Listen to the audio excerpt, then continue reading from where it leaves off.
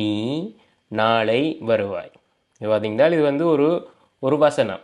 நீ நாளை வருவாய். ஓகே, இதை நாங்கள் ஃப்ரெஞ்சில் எப்படி சொல்லுவோம்ன்றதை பார்ப்போம். ஓகே, ஃப்ரெஞ்சில் பார்த்தீங்கன்னா tu viens demain.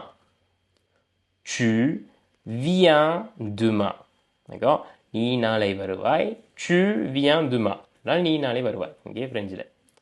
வாடா, இப்போ இதே வந்து நீங்கள் கேள்வியாக மாற்ற போகிறீங்க.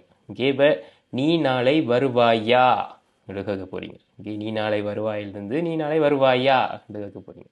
அப்போ அதற்கு வந்து நான் முதல்ல சொன்ன மாதிரி அந்த எஸ்கு என்றதை வந்து நீங்கள் முன்னுக்கு சேர்க்க வேண்டும். ஓகே, முதலில் நீங்கள் எஸ்கு என்றதை சேர்க்க வேண்டும். ஓகே, பார்த்தீங்கன்னா இப்போ எஸ்கு tu viens demain. Est-ce que tu viens demain?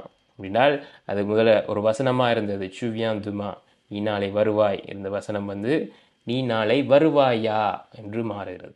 இங்கே est-ce que tu viens demain என்றால் நீ நாளை வருவாயா. ஓகே,